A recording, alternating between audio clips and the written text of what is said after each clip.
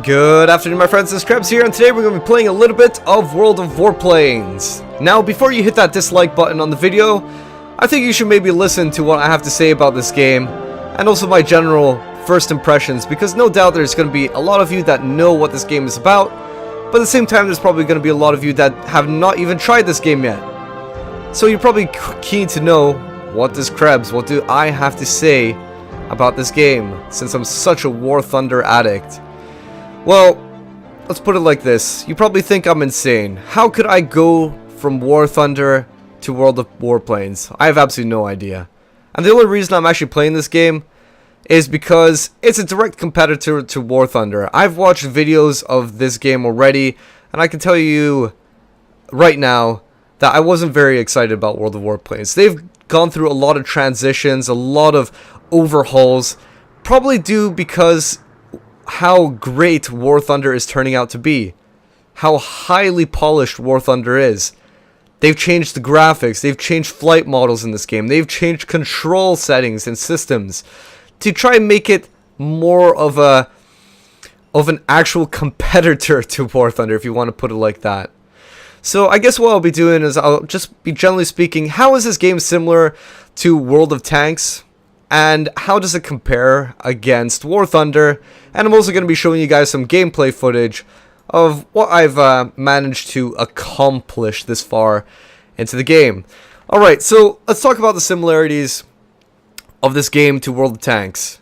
Well, the thing about World of Tanks, it's made by Wargaming. This game is made by Wargaming. If you don't know that by now, you probably live under a rock. But they want to have a general theme, a same sort of theme behind these games, because they want to have World of Tanks, World of Warplanes, World of Warships.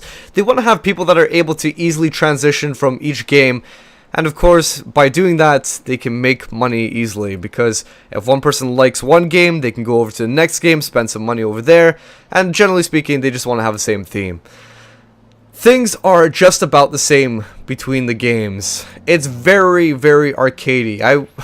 You could call this game a simulator, but it's nothing like an authentic feeling, okay? They try to simulate flight, but it is very, very arcadey. In fact, I'd go as far as to say it's even more arcadey than arcade mode in War Thunder.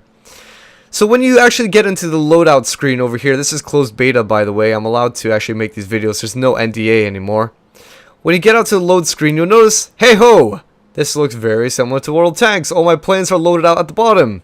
Just like World of Tanks, you can separate them. You can filter them out by plane types, by tiers, by nations. There are no crews. So unlike World of Tanks, where you have crew members in your tanks, there is nothing to be trained up in terms of crews in World of Warplanes. And I hope I'm saying that right. I just haven't noticed it.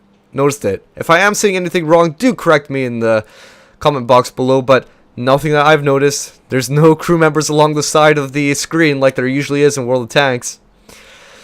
But apart from that, near enough everything is similar. If you go on over to, say, the tech tree, you'll see, lo and behold, it looks just like World of Tanks. You've got various factions: Germany, USSR, USA, Japan. You can take a quick look at them.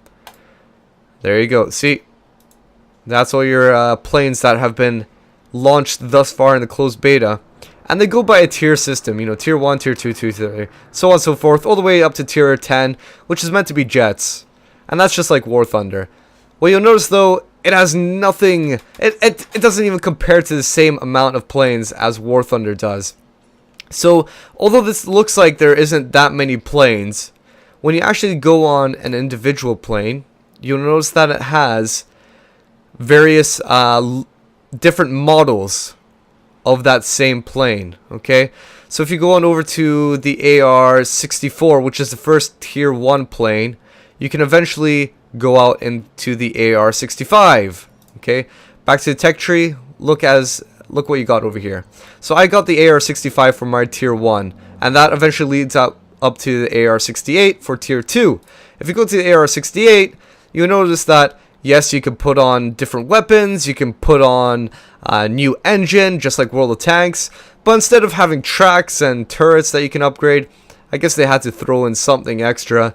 They have different models of that plane. So the AR-68E over here is one model, and then eventually you can get the AR-68H, and that can be equipped with a different weapon on it, a different armament. Okay, so similarities to World of Tanks, but also some different ways to look at it as well. And these planes, these later models have, what is that? Increased, no, that looked like decreased weight, but higher hit points. So it's just like changing your turrets or changing your suspensions in World of Tanks. It's just a different airframe. I guess this is how World of Warplanes is advertising. Yes, we have dozens of planes already out in the game. Just look at these various models that we have. Well, essentially it's the same plane, just a different model, a different letter in front of it, and you're loading out a different weapon. I guess if you want to call that a totally separate plane, I have no idea, but I don't know. That's what they're trying to advertise it as. So back to tech tree. You have similarities in terms of that aspects. Achievements, that's just your stats right there. Nothing really special. When you go over to your modules, you notice, yeah, all those things, those loadouts, you can customize it, change it back and forth. Your exterior, you can customize your plane to look any way that you want it to be. Of course, within limitations, not any exact way you want it to be, but whatever they allow you to choose as, you can go ahead and change those colors. You can go ahead and apply it. It doesn't actually cost anything. Now that's pretty cool. Normally in World of Tanks, changing a camouflage would cost gold to do it, but there is no gold expenditure in this game that I've noticed, apart from, as you can see, you can buy credits, you can buy a premium account, or you can buy a premium aircraft, and you can convert experience to free experience like World of Tanks. There's also no premium ammo that I've noticed. Where the hell do I find this again? Service, here we go. Load consumables. As you can see, there's no premium consumables at the moment. I wouldn't doubt if they actually do that eventually. If you go to the ammo belts, you'll notice, yeah, there's incendiary belts, general purpose belts, and they each cost different amounts because of the different effectiveness they have. So the general purpose does the most damage, has also a chance to cause fire, but it's the most expensive, and I wouldn't doubt if eventually they add in premium ammo belts as well. You know, that's wargaming for you. I wouldn't doubt if they do stuff like that. But hey ho, that's pretty much all the similarities that you can say to World of Tanks. I can't just go out and say, wow, this game is completely different from World of Tanks. No, it's not. There's a big theme between them, and a lot of things they try to keep the same, so that people can easily go from one game to the next and back, vice versa. So I don't want to try to drag this on a little bit any longer than it should, because, well, that's pretty much speaking what the game is. So I think we might just jump on out into some battles. Okay, so we've got a match on El Haluf. Good hunting. Right. These games that I'm going to be showing you are complete contrasts of each other. This one I do very, very well in. In the next one, it's my first match ever in a tier 2 plane, and it was absolutely terrible. So rather than just commentating over this game, I want to speak about a few things. Generally speaking, what is behind what's going on in these games. So one thing that I can say about World of Warplanes, and I'm not going to hold back on this, it's my honest opinion, and it's an honest opinion that a lot of other people share as well.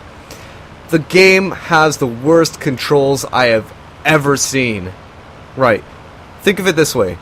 In War Thunder, we're used to using a mouse and a keyboard, and they work simultaneously together. Okay, you point your mouse in a direction, your pilots can adjust, but the majority of your maneuvering comes from using your keyboard. Okay, along with throttle control, so on and so forth. However, in this, you can use a keyboard and a mouse, but they're outdated, okay? They have different control systems, just like War Thunder, where you have your joystick, you have a keyboard and mouse. I don't think in War Thunder you have a gamepad, I'm not sure, I can't remember. But in World of Warplanes, you've got a gamepad as well. What happens in World of Warplanes is that you can use a keyboard separately, you can use a mouse separately, or you can use them together. Now, using them together is an old system. It's an old control scheme from a long time ago. And it's very, very horrendous. I wish I could show it to you guys, but imagine, if you will, where you have your keyboard controlling your flight, and you're also trying to adjust with your mouse. But when you're adjusting with your mouse, you're actually pointing it in a direction that's permanently going in that direction, unless you adjust your mouse back into the center of the screen. So you're almost, in a way, moving your mouse out in a direction and then adjusting it back towards the center again all the time, and it is such a hassle. Whereas in War Thunder, you're just pointing it in a single direction, and that's it, you're fine. It just doesn't happen in World of Warplanes. So once you've given up on trying to use a mouse and a keyboard together, you'll probably think, okay, I'm just going to try them separately. You go out using a mouse, and the mouse is just so freaking awkward. Imagine if you have your yaw, your pitch, your roll, all together on a mouse. It just doesn't work. It's so clunky.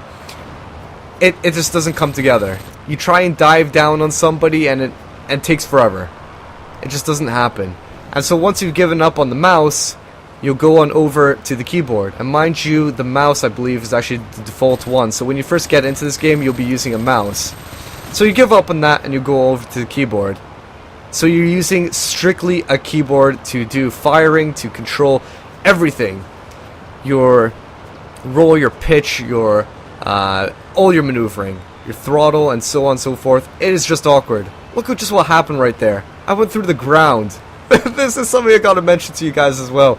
But anyway, with the keyboard, it's awkward as well. Because you're using a keyboard, you don't really have a direction of sensitivity. You press a button down, and that's you heading in that direction. But it doesn't give you a degree of how hard you're pressing down a button. Okay? You don't really have that unless you're using a gamepad. So what will happen is you want to try to maneuver around somebody, but since you're locked at a certain sensitivity, you could be pressing down your roll key, or your pitch key, or your yaw, whatever it will be, and it'll go like that at that pressure. I hope I'm making sense right now. And a lot of times when you're trying to get behind someone and shoot at them, you just need to slightly adjust. But since you press the button and you can't adjust the sensitivity, you'll easily overshoot them.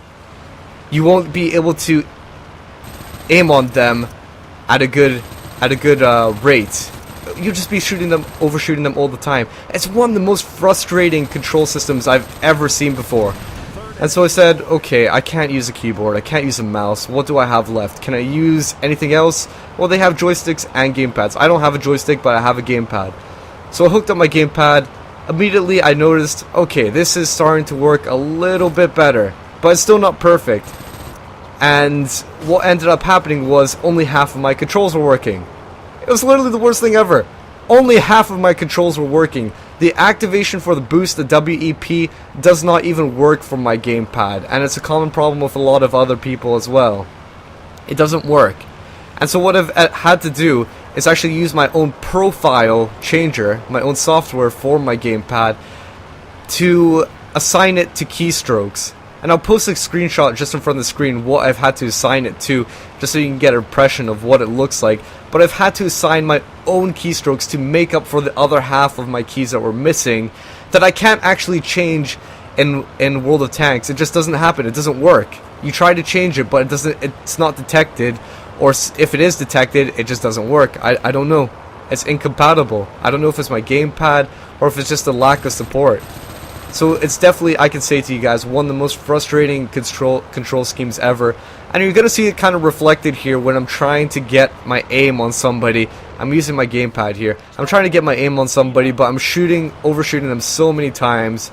I'm trying to do a turn fight with them, but so many of these engagements, when you go against people here, is going to turn out to be turn fights in World of Warplanes. And this is just plain old silly. I'm flying through the ground, okay? It's not only me that's flying through the ground, it's also my opponent. And when you're flying through the ground, I believe they become invulnerable.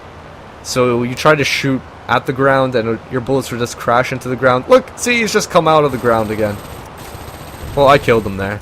Taught him a lesson for doing that. Hypocrite I am. but I mean, come on guys, I'm giving you a general impression of what it's like. You can fly through the freaking ground. And wow, I've just crashed through the ground as well. And I got a wee cheeky ram to finish that off. So, ramming isn't gone in World of Warplanes. If you were frustrated with War Thunder and you're thinking, oh, I'm going to head on over to World of Warplanes, there's probably no ramming there. Nah, it's still here. It's still here. So, no point of showing you guys any more of this clip. I'll show you the results and we'll move on to the next one. Alright, so here's the next game. And this time, I'm using my Tier 2 AR-68. And look at what the matchmaking has given me. I am against planes that are up to two tiers higher than I am. Which is fair enough. Come on, we're used to it by now. We're used to it by playing World of Tanks. That sometimes you're going to be put into matches where there's going to be higher tier tanks. And just like World of Tanks, it means it's going to be a whole lot harder to kill those planes. Now, think of War Thunder. Whenever you're up against planes, sometimes there are going to be 2, 3, 4, sometimes even 5, maybe even more tiers above you. You can still take them on, as long as you are a bit efficient. You're an efficient pilot. You can get behind the enemy plane. Your guns will still do something to it. Now, what you're going to see in this clip, not just yet, what you're going to see in this clip is literally the most awful thing that can happen when you go out into a stock plane in a higher tier match. Just think of World of Tanks. Stock tank like in World of Tanks, and you're in a higher tier match. What happens? Chances are you get owned, and that is exactly what happens. I'm diving down on a bunch of people here, hoping that they won't see me, and I'm gonna try to go for the ones. Hoping to go for the ones in the back. Well, hoping so, but it looks like I'm going to be going for a bomber here, and I think he might be 2 tiers above. I don't know, to be honest. He might be a tier or 2 tiers above, and I'm shooting it at him multiple times. You can see those flashing indicators on him, and it's just not doing any damage. It's just not doing any damage. Now, I'm using default ammo, so fair enough. Okay, maybe it's default ammo, but you guys saw what other ammo was available. It didn't do that much more damage. It did like extra chance to catch on fire. So I doubt it's going to help that much. But look at how little damage I did to a bomber. Which, actually I should correct myself. That's not even a bomber. Okay, there are no bombers in this game. There's only attackers. And sometimes they have bombs on them. Okay, so I tried to take him out. And I barely did any damage. Because this is based on a health point system. It's not about the critical damage. You don't do critical damage unless you properly do some hit point damage to them first. And so I'm trying to hit this guy, but I'm getting hit from behind. And notice what these guys are doing to me. They're just wrecking me. You can see my hit points at the bottom of the middle of the screen.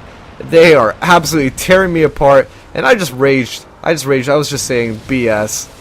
Come on. I can't do any damage to them, and they can just tear me apart. Chances are that must have been a higher tier plane. I think that was like a Fokker Wolf or something. He just tore me to shreds, to absolute chunks. And that made me rage. So, you can probably firmly say, what does Krebs have to say to this game? Well, it is a glitchy turd fest. And I'm saying that honestly, guys. I'm not trying to be hyperbole here, or speak in hyperboles. It is honestly a glitchy, unbalanced turd fest. Okay, I'm sorry, Wargaming, if you're going to see this and you're going to think, shocking! We are going to be banning this guy. We don't want people to make such negative videos about our game. It's in closed beta. Well, I mean, come on. War Thunder was in closed beta and wasn't that awful. And you're going to be going into open beta. So I hope, Wargaming, if you're going to be making this game go out into open beta, I really hope you're going to be doing a massive overhaul. A mass overhaul, and I'm talking about not only the graphics, which I guess are okay, they're better than what they used to be, but the graphics, the flight models. I've been in Japanese planes and Germans have been outflying me, as in, not outflying, but outturning me.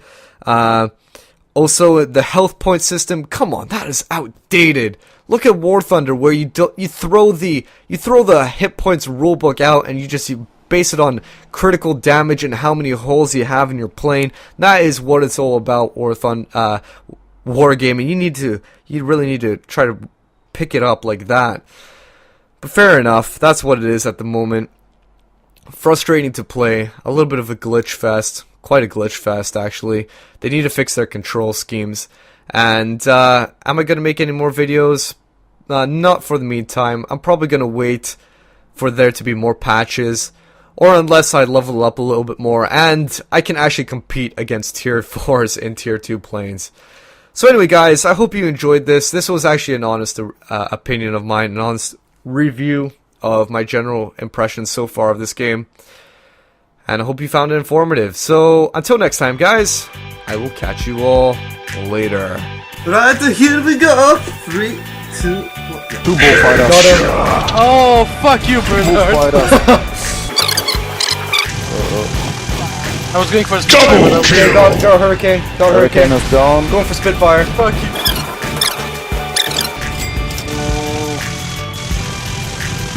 Gladiator's diving too. Got 3 kills.